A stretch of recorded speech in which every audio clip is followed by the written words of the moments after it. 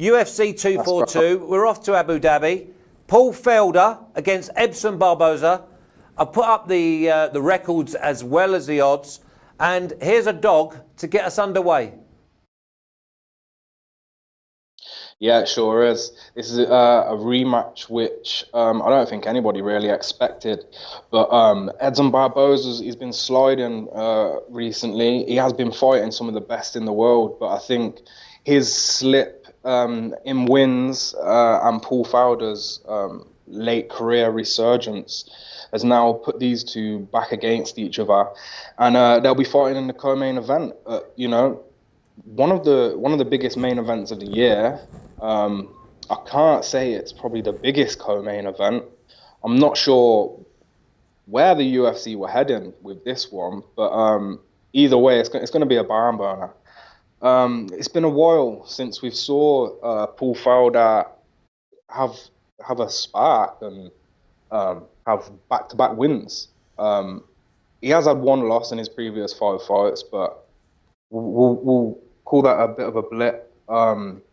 I just have faith in the Irish Dragon this time, and his aggression levels. If we go back and we watch the first fight, obviously you can take a lot when two people have already fought. The fight was around 5 years ago now, I think, and Paul Felder's, the levels of aggression that guy has been bringing to the cage recently is gone up. It's ridiculous. He switched gyms. He now trains with Rufus Sport. And I think it just brought out an evil side to him. He's a nice guy, he's a nice bloke. He does the commentary. Usually we see him at the commentary desk, you know, at one of these events. But now he's on the other side and he's in the cage, and he's facing Edson Barboza, who has some of the most lethal leg kicks in the business.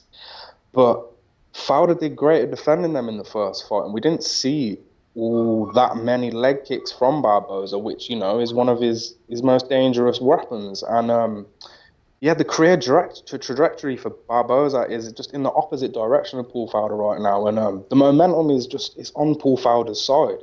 And the first fight was very close, and the odds are 2.50.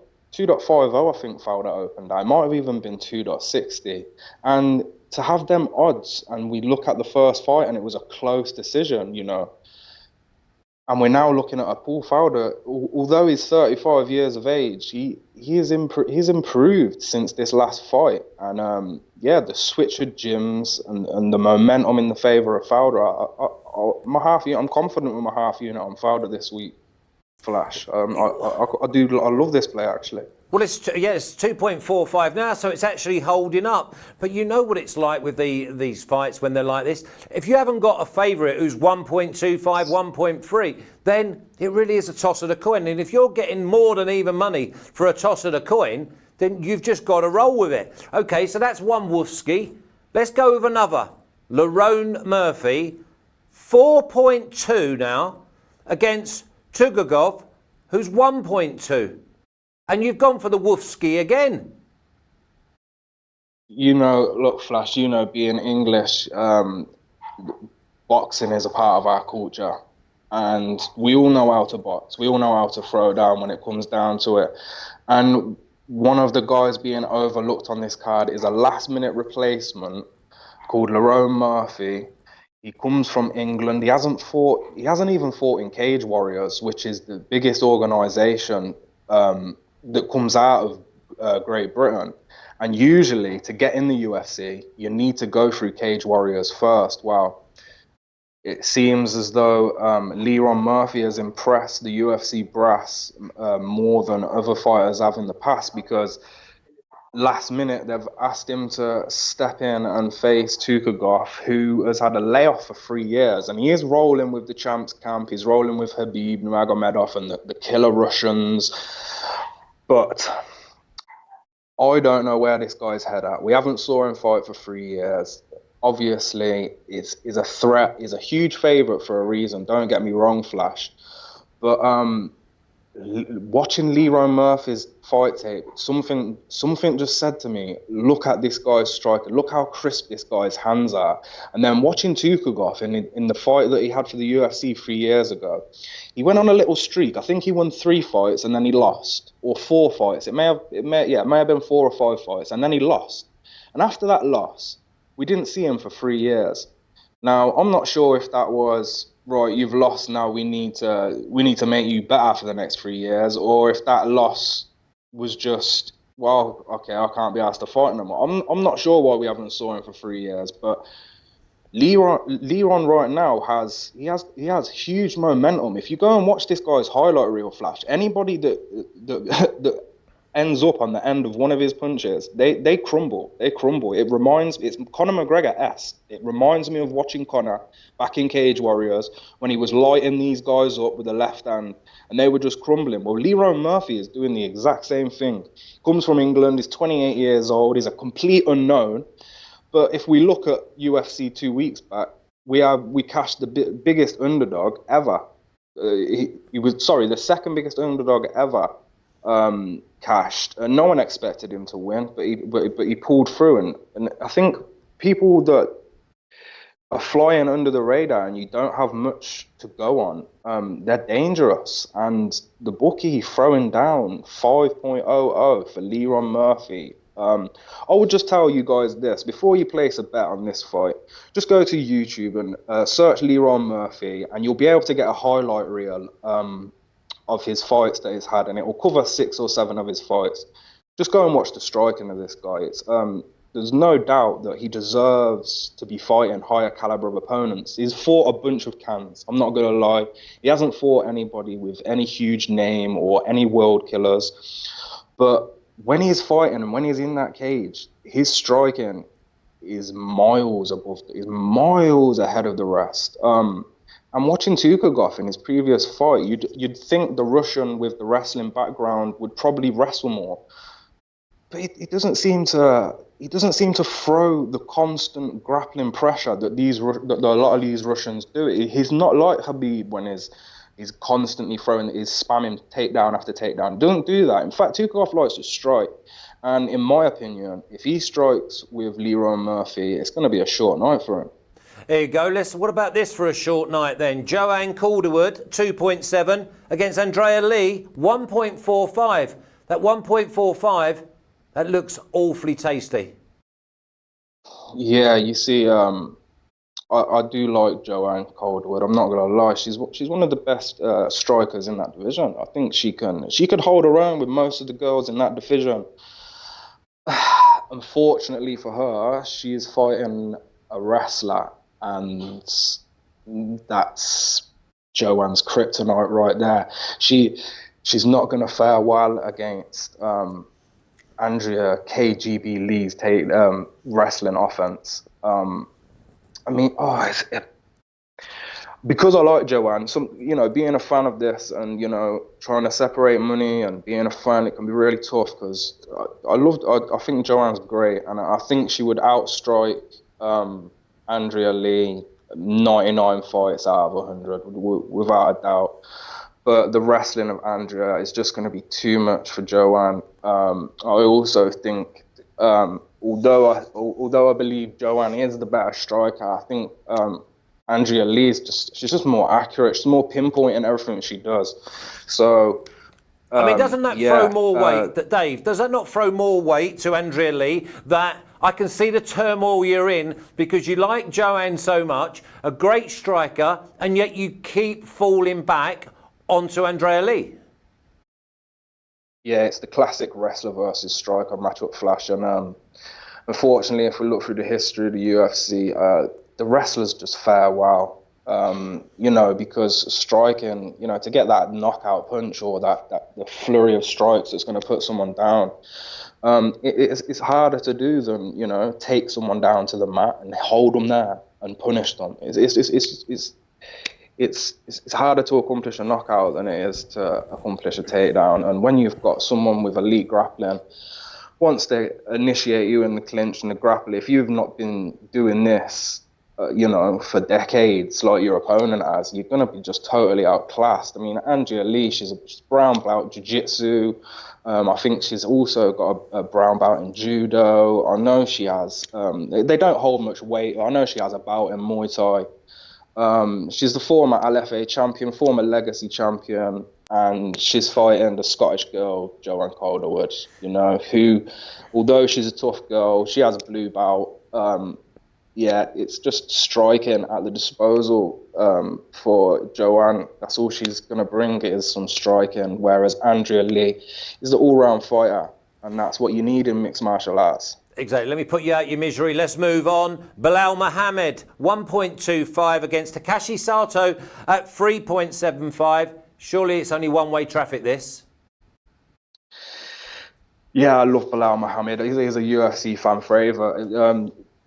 Active on social media more than any of the fighters, always interacting with fans, having jokes. Other than that, he's a solid fighter and he's a decision machine. If you think a fight is going to go the distance and you feel like a fight is going to go 15 minutes and Belal Muhammad is one of those fighters, I think you've got to take Belal because he's just a great point fighter. I will give Takeshi Sato one thing. He has got a left hand from Hal, and that's what Belal will need to avoid.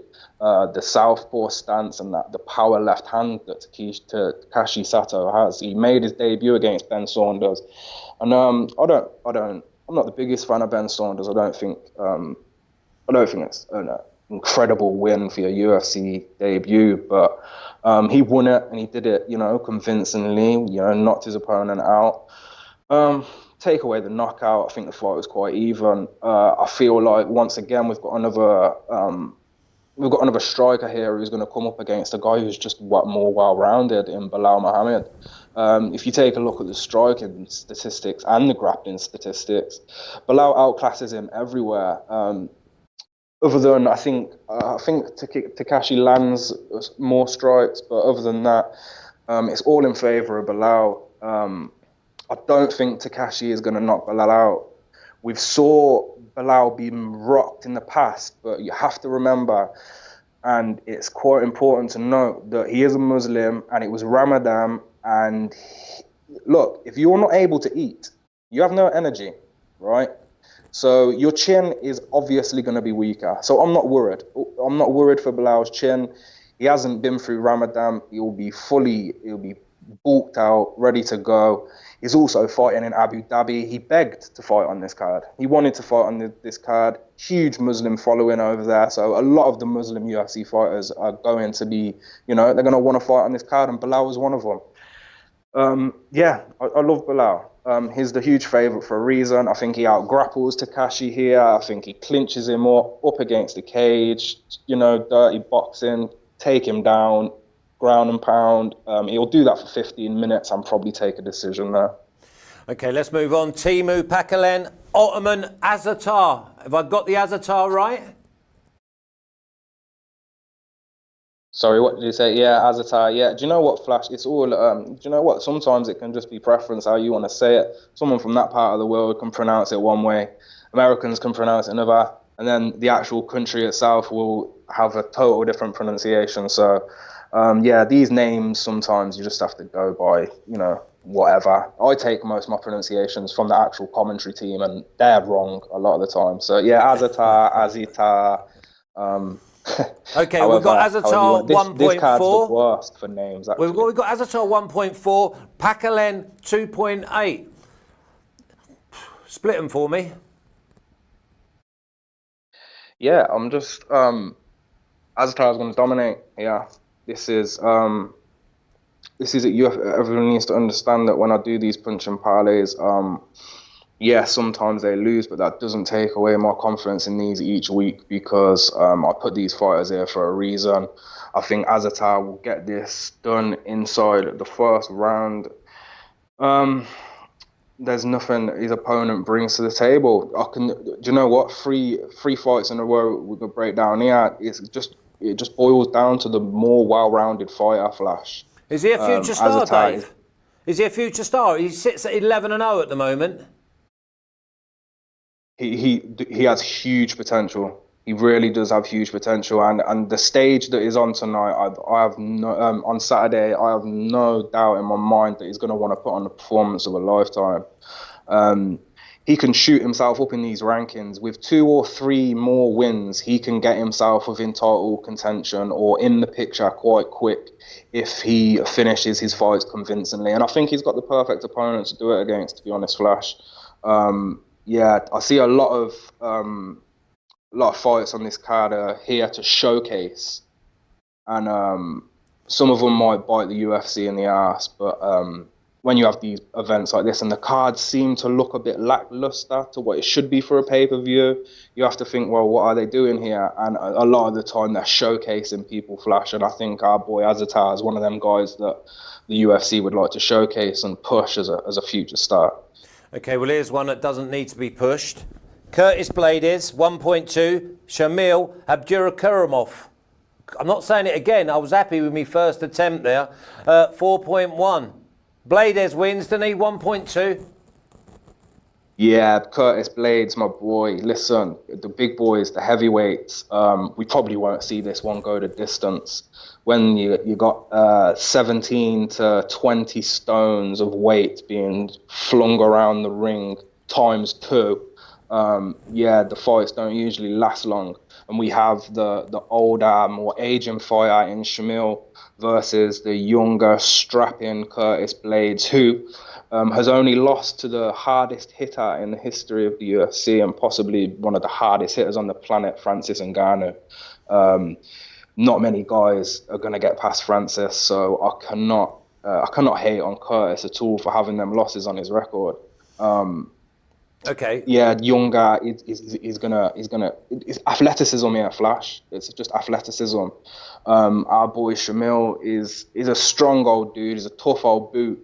But yeah, Curtis is gonna stamp all over him. He's gonna out. We might not even see the grappling, but Curtis is a good wrestler, and I think that he would be able to be the dominant grappler here and maybe ground and pound. But I don't even think we'll see that. I think Curtis will come out in a similar fashion to Greg Hardy, the last heavyweight fight I remember being high on, and just starch him in the first rounds. Heavy hands. Someone's going to go down, and I think it will be Shamil to go down, most likely within the first couple of minutes. Okay, moving on. Faraz Ziam against Don Madge. Ziam 2.4, Madge 1.55. Again, whenever we see the favourite over 1.5, it's a bit closer than the odds are saying. Well, Madge, he's gone from one end of the scale to the other, Flash. He made his UFC debut against a guy called T. Edwards, who was a huge prospect. The UFC were putting all their chips behind T. Edwards. Out comes Don Madge as I think he was plus 300, like 4.00 underdog, maybe a little bit less than that. But he came out and he kicked T. Edwards' head into the crowd, and it was unbelievable. The guy is an animal. He is probably our boy Magia is probably my favorite pick on the card. Is heavily underlooked, and do you know what? I think you can still get some fairly decent odds on him. I don't have the odds in front of me, Flash. Do you? Yeah, Madge, please, people, listen to me. If you don't want to take the punch and parlay, which Madge is a part of, the UFC special. I did a UFC special this week, and then there'll be the regular punch and parlay released later today. But the UFC special, I had Khabib, and then your boy Don Madge, because I'm telling you guys, we're going to see another highlight reel finish from our boy, because this is just a huge drop in competition for him. T. Edwards was a prospect for a reason. Amazing. And he still is a prospect, and he still will be a star. But Don Madge was able to get himself in them talks as well. And now it's a drop down in competition, first fight of the night. I see nothing in his opposition, Flash, nothing. So you guys, like I said, if you don't like to play parlays, or you don't want to play the punch and parlay, please go and have a look at Madge and see if you can fit him in your budget somehow, because he's definitely worth a play in my opinion. I think he's a solid, probably one of my most solid picks of the card. Okay, from the first fight to the last, Khabib, Poirier, Khabib 1.2, Poirier, I'm not even going to give you a price. I just think that Khabib is probably the best we've seen. And how long is he going to dominate for, Dave? He's going to dominate probably until he decides to go up a weight class. I cannot see anybody in that division with wrestling skills even close enough to handle Habib, however you want to pronounce it. Nurmagomedov, he is undefeated in 27 fights for a reason. He's the champion for a reason. He is the current biggest draw that the UFC has. The people were questioning whether he was a big star or not after the Conor fight and all this stuff. Blah blah blah blah. Are you crazy? There's about 30 million Russians ready to back Khabib at any time. Them guys love him. Alongside Conor, he's the biggest draw that the UFC is going to have, I think. As well as our girl Wiley Zhang that won last week, because she's got China back in her. Khabib, there's no one, and Dustin Poirier is not the guy. He's not the guy to do this. Is he going to toy with him, Dave? And does this go to distance, and it's just a masterclass? I think this is a 25-minute beatdown. If it does end, it's going to end late. If it ends, it's going to end in the 4th or 5th, without a shadow of a doubt. We're not going to see a quick early finish here. I don't think Dustin's going to come out and starch Khabib. Like, people are worried for Khabib getting knocked out. I just don't think that's going to happen. Look, Poirier is one of the best strikers in the division. I can't take that away from him. He is crisp. He's technical. His foot movement is beautiful. He outclassed Max Holloway. It was crazy. I still can't believe it. I still can't believe it now how easily he dealt with Max Holloway on the feet. But he doesn't have that knockout power. He doesn't have that one punch clap and it's over. Poirier doesn't have that. And if you're going to beat Khabib on the feet, you're going to have to knock him out, buddy, because eventually it's just going to end up in a takedown anyway. We might see Khabib play about on the feet, because I don't think Khabib's going to be scared of Dustin striking at all. I don't think he's going to be scared of it at all. He wasn't scared of Conor's, and Conor was dropping guys in 14 seconds, you know. So, Dave, what about the 3.25 Khabib to win on decision? That's a great play. That's one of my plays. It's just a half unit, because whenever you're predicting that outcome and whoever wins the fight and the outcome, you know, you're making your probability of winning a lot lower. So obviously we'll stick with half a unit. But yeah, I think the price I got was 3.25 on that one, which is a beauty, plus 225. I think Khabib dominates, but I think Dustin is one of the toughest guys in the division. I think he won't get finished. I see it as if Conor can handle that wrestling to the 4th round, I think Dustin can handle that for the full 25, and he's got enough skill to avoid anything stupid like having his back taken and being choked like Conor did. We won't be seeing no neck cranks or anything like that. I think we'll see a repeat of Khabib versus Michael Johnson, really. We're going to see Khabib take him down. We're going to see Dustin try to get up. We're going to see Khabib take the risks, pound him. Dustin's going to try to get up. Khabib's going to take the wrist again, pound him, and it's going to be a loop. It's going to be a loop for 25 minutes of Khabib dominance again, and still 28 wins in a row. We'll see Khabib hopefully versus Tony Ferguson in the future. And I think that's all. I don't really have much to say, as much as everyone else does. Everyone's got these big, huge breakdowns, Flash, because it's the main event and how Dustin can do this and Dustin can do that. I just don't have it. I don't see it. Go watch Khabib and go watch Dustin. Go watch their last 8 fights and just you'll know. It's obvious. You just said to me, Dave. Khabib's a monster. You just said to me, I haven't got much to say. You haven't drawn breath for 24 minutes. That's the passion that you have for this sport. That's the dedication that you're sitting in the garden wanting to put your message across. Dave, I salute you. And listen, everything you do, if you want to know more in depth of what Dave does, go and have a look at oddsmarket.com. He writes it out. You can have a look at this this snippet a bit later on. You can watch it back in depth, slow it down. Dave, good luck at the weekend, mate. I'm going to tell you on a few. Only your winners, though. And with your record, it could be every one. I'll see you soon.